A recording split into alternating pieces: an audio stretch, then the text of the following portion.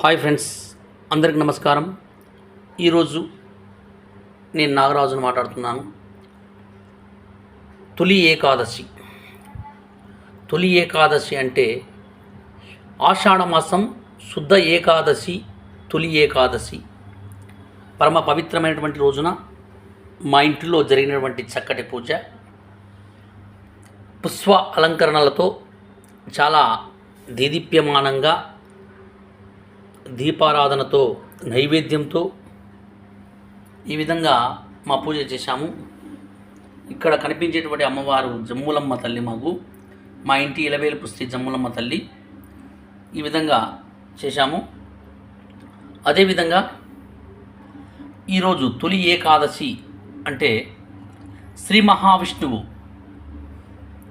నిద్రించేటువంటి రోజు. అంటే ఈ ఏకాదశి రోజున ముక్కోటి దేవతలు కూడా వైకుంఠమునకు వచ్చి స్వామివారిని దర్శించి ఆ స్వామి యోగనిద్రలో నిద్రించేటువంటి రోజు. అంటే ఈ మాసాన్ని, అంటే స్వామివారు ఆషాఢ శుద్ధ ఏకాదశి మొదలుకొని కార్తీక మాసం శుద్ధ ఏకాదశి వరకు ఆయన శ్రీ మహావిష్ణువు వైకుంఠంలో యోగనిద్రలో ఉంటాడు. కనుక ఈ 4 మాసములను చాతుర్మాస వ్రతము అంటారు. ఈ చాతుర్మాస వ్రతంలో ఆచరించేవారు కూడా, ఈ చాతుర్మాస వ్రతంను ఆచరించేవారు కూడా ఎంతోమంది ఉంటారు. అది గృహస్థుల వల్ల కాదు.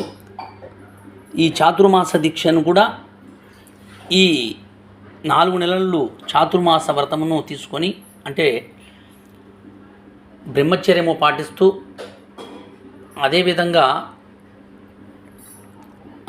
ఒక్క పూట భోజనంతో నేలపై పడుకొని ఉల్లిపాయ కానీ ఇలాంటివి అన్నీ తినకుండా కూడా ఎంతో నియమనిష్టలతో చేసే వ్రతాన్నే చాతుర్మాస వ్రతం అంటారు.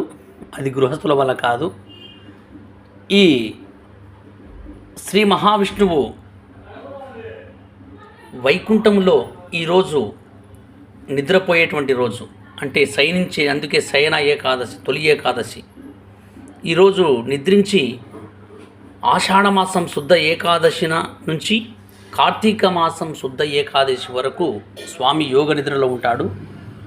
అందుకు ఈ మాసానికి ఈ తొలి ఏకాదశి, అందుకు తొలి ఏకాదశిగా పరిగణనలోకి వచ్చింది. అందరికీ తొలి ఏకాదశి శుభాకాంక్షలు.